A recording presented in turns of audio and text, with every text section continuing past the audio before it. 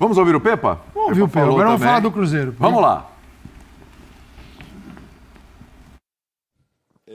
Sobre a partida, o que dá para dizer é que no primeiro tempo do Cruzeiro, né, a gente viu um time que não criou tantas oportunidades, né? Depois, no segundo tempo, foi o Cruzeiro que a gente conhece, né? Para cima, vigoroso, várias oportunidades de gol. Se você foram 18 finalizações no total, né? Então esse é o Cruzeiro também que a gente sabe que você também quer. Boa noite a todos. Boa noite. Foi um grande jogo com grandes oportunidades, tanto de um lado como do outro. Agora houve aqui duas partes distintas. Concordo com a sua afirmação / pergunta. Concordo, porque foi bem visível. Mas, acima de tudo, nós na primeira parte corremos muito, mas não corremos como queríamos. O Flamengo também apresentou-se com um losango no corredor central. Nós mesmo com bola, rapidamente percebemos onde é que tínhamos o espaço para explorar, mas não fomos lentos a perceber e a ler aquilo que o jogo estava a dar.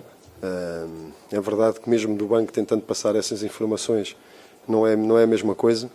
E sem bola não estávamos a conseguir ser efetivos, não estávamos a conseguir ter a capacidade de marcar alto, marcar a bola, e a bola estava muitas vezes descoberta, e isso é desconfortável para nós. Nós gostamos de pressionar mais alto, e acabou por ser uma situação de dar muita bola, não porque nós quiséssemos, nós não queríamos baixar, mas houve ali, da forma como o Flamengo entrou em campo, nós não fomos capazes, nesse momento, de ser eficazes na marcação. Mas a verdade é que também não houve grandes oportunidades do Flamengo. Verdade seja dita, tiveram muita bola, pela capacidade que tiveram para manter a bola descoberta, mas em termos de oportunidades não houve muitas. Ao intervalo falamos, corrigimos, e depois sim fomos... Isto pode parecer um pouco esquisito, mas o sentimento até de que merecíamos mais. Aquilo que fizemos, e parabéns ao Flamengo pela qualidade dos jogadores, por isso, mas isso é tudo sabido, não tenho que estar aqui a falar sobre isso, toda a gente sabe. Mas aqui depois nós fomos iguais a nós próprios. Quisemos jogar o jogo pelo jogo, ficamos muito mais subidos, com a organização do meio diferente, fizemos um losango com o Gilberto, com os dois meias mais subidos e o Machado mais posicional, e aí já permitimos os nossos pontas estarem mais subidos na pressão, na marcação da bola, e depois com naturalidade fomos crescendo no jogo. Tivemos várias oportunidades, não é normal também fazer aqui, ter mais oportunidades e mais remates que o Flamengo, não é normal, mas foi porque fomos atrás disso com tudo. Fica o sentimento que queríamos mais, tentamos mais, não viemos aqui para o ponto, viemos aqui para ganhar, não conseguimos, portanto agora é descansar bem. Temos aí uma final aí pela frente e o foco está já aí. Muito bem. Tá aí o Pepa. Fala, Calçade. Mais uma entrevista que, se você ouve falar de futebol, do treinador. Calçade gosta. Eu gosto, porque ele fala do jogo, né? A gente uma raridade, né, Calçade? A gente está aqui para falar do jogo, né? Sim. O treinador, quando fala do jogo, nos ajuda. Ajuda bastante, traz conteúdo para o programa. Embora às vezes assim, seja raro, eles começam... Você pergunta disso aqui, ele responde daquilo outro, e aí vem falar dele e tal. Esse não, ele falou do jogo, Pepa.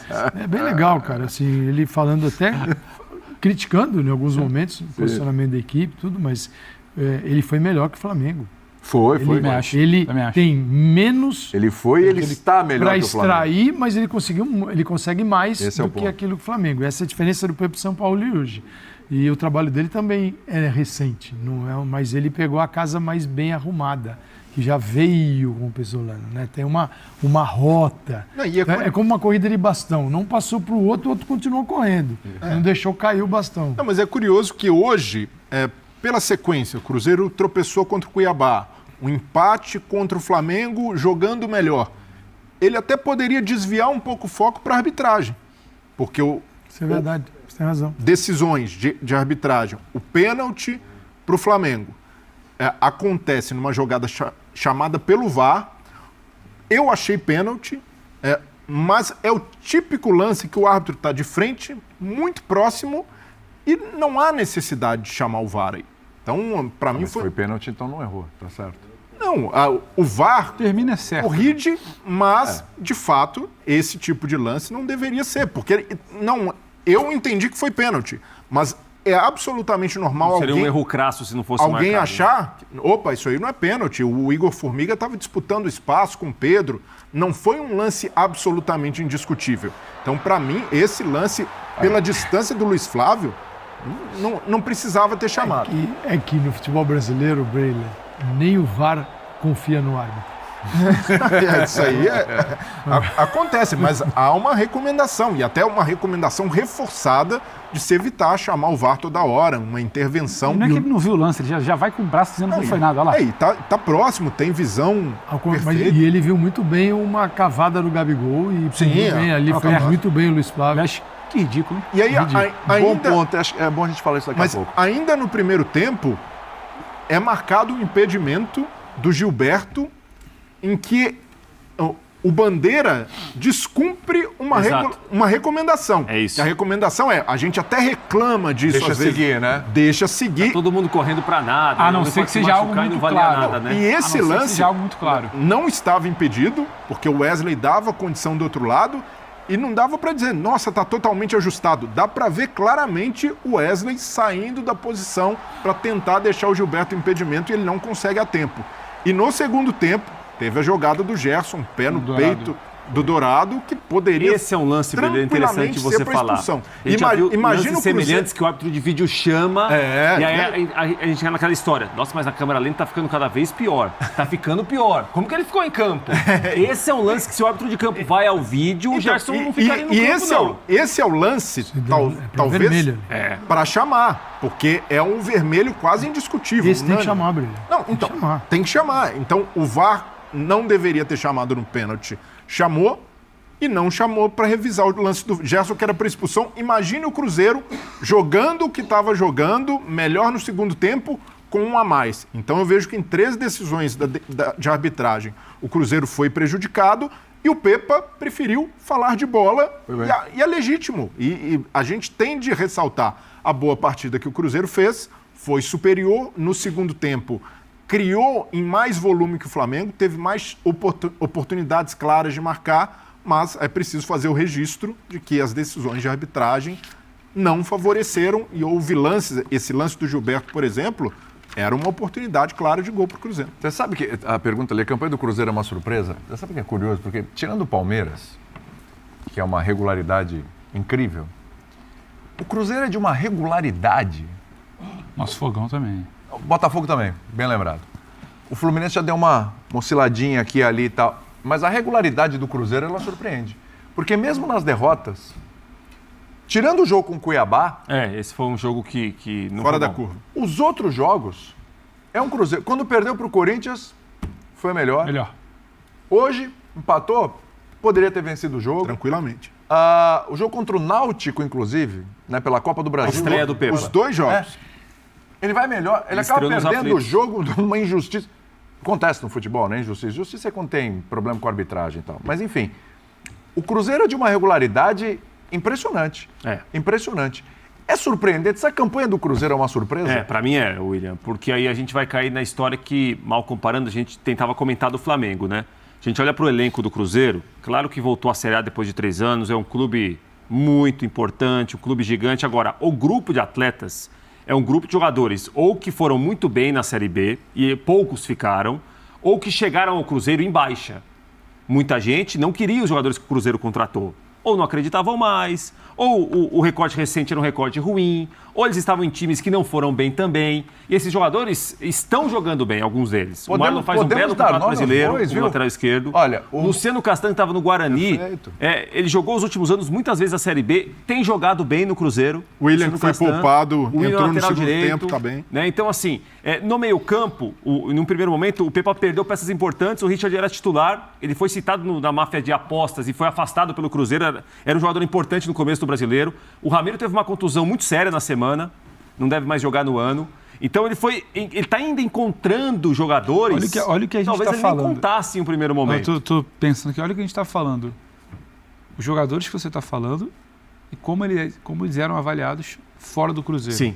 Eu acho que a gente pode falar que é surpreendente. Agora, dá para explicar.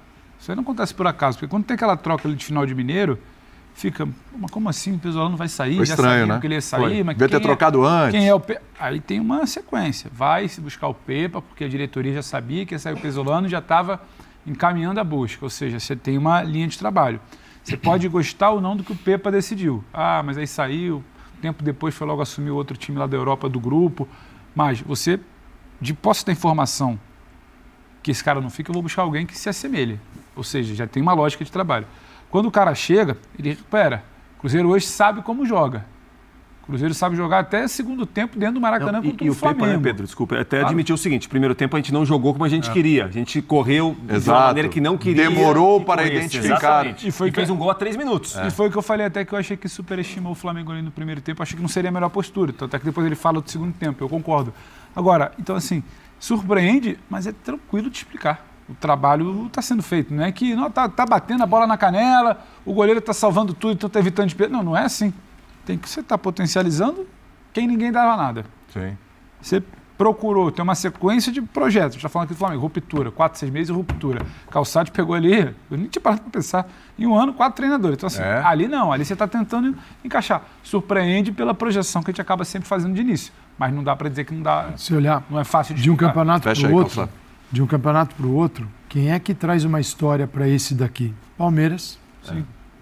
com o Abel, Fluminense. Diniz, Fortaleza. Fortaleza. Fortaleza para mim. E aí você começa a procurar, porque os outros todos... O próprio Cássio do Botafogo não é a mesma história para mim. Não é a mesma história. Mas eu vejo o seguinte, a gente precisa entender cada campeonato. Sim. Os campeonatos são diferentes. Nesse daqui, Palmeiras, Flu, eu acho que vão levar.